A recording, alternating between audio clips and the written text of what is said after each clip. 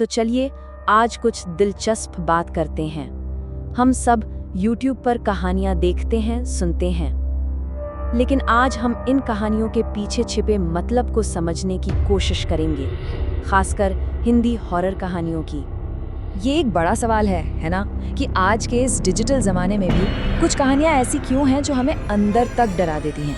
इसी को समझने के लिए हम 3 बहुत ही पॉपुलर एनिमेटेड हिंदी हॉरर कहानियों को देखेंगे और जानेंगे कि आखिर उनमें ऐसा क्या है जो उन्हें इतना असरदार बनाता है। हमारी पहली कहानी शकील नाम के एक गरीब तांगा चलाने वाले की है। उसकी गरीबी और हताशा उसे एक ऐसी रात में ले जाती है जहां उसका सामना किसी इंसानी चीज से नहीं बल्कि कुछ और ही ताकतों से होता है। इसके बाद है नीति की कहानी, एक गर्भवती महिला जो बाजार से एक पुराना एंटीक आईना खरीदकर घर लाती है, लेकिन वो नहीं जानती कि उस आईने में उसके अतीत का एक बहुत ही भयानक राज कैद है।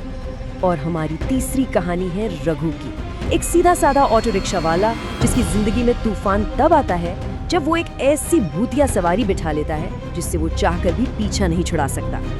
अब इन तीनों कहानियों में जो सबसे दिलचस्प बात है वो ये कि हर कहानी की शुरुआत किसी भूत या राक्षस से नहीं होती, बल्कि कहानी के हीरो की अपनी एक मानवीय कमजोरी से होती है। यहाँ पर एक पैटर्न साफ नजर आता है ना? देखिए, अलौकिक ताकतें यूं ही किसी पर हमला नहीं करती। हर मामले में ये उस किरदार के किसी काम का सीधा नतीजा होती हैं, चाहे वो शकील का लालच हो, नीति का दबा हुआ अपराध बोध हो, या फिर रघु का प्रायश्चित करने का तरीका। शकील के मामले में उसकी गरीबी लालच में बदल जाती है, और ये लालच इतना बढ़ जाता है कि वो अपनी पत्नी की चेतावनी और अपने अंदर के डर दोनों को नजरअंदाज कर देता है।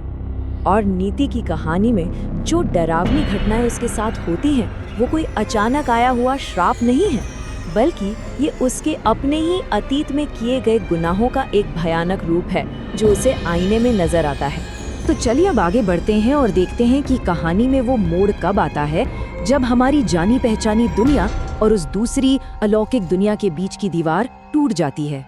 इन स्टेप्स पर जरा गौर कीजिए। हर कहानी में एक अजीब सी पेशकश होती है, फिर एक ऐसा फैसला लिया जाता है जो नहीं लेना चाहिए था, और बस उसी पल कहानी का हीरो एक ऐसी दहलीज पार कर जाता है जहां से लौटना नामुमकिन हो जाता है। और यहीं से कहानी अपने सबसे डरावने, सबसे भयानक मोड़ पर पहुंचती है।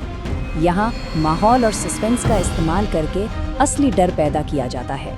लालच में अंधा होकर शकील फिर से उन रहस्यमयी सवारियों का इंतजार करने का फैसला करता है, लेकिन उसे जरा भी अंदाजा नहीं है कि वो किस खौफनाक सच का सामना करने वाला है।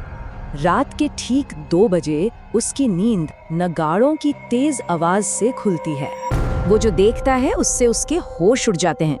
अजीब, डरावने और गैर इंसानी दिखने वाले जीव आग की लपटों से खेलते हुए एक बारात निकाल रहे हैं। ये देखकर वो बस जान बचाकर वहां से भागता है। अब बात करते हैं नीति की।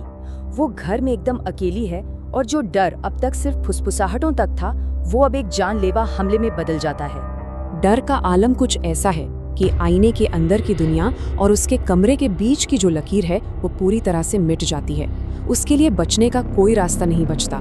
रघु की कहानी का डर थोड़ा अलग है। यहाँ डर एकदम से नहीं आता, बल्कि धीरे धीरे बढ़ता है।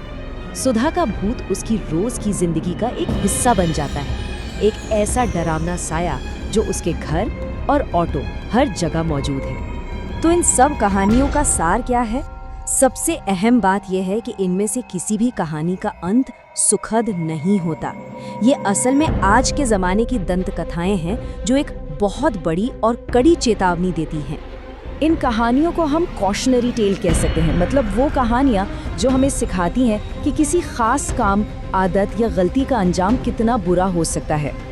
और आखिर में इन तीनों किरदारों का जो हश्र होता है वो एक ही बात को बार बार दोहराता है कि इंसान अपने कर्मों के फल से कभी नहीं बच सकता। ये एक तरह का नैतिक कर्ज है जिसे चुकाना ही पड़ता है। यही सोच इन तीनों कहानियों की जान है, और यही वो बात है जो हमारे जहन में रह जाती है। तो ये कहानियाँ हमें सोचने पर मजबूर करती हैं कि भले ही कहानी सुनाने का तरीका बदल गया हो, अलाव की जगह अब स्क्रीन ने ले ली हो, लेकिन नैतिकता, कर्मों के फल और अनजाने डर की ये कहानियाँ आज भी उतनी ही ताकतवर और ज़रूरी हैं जितनी हमेशा से थीं।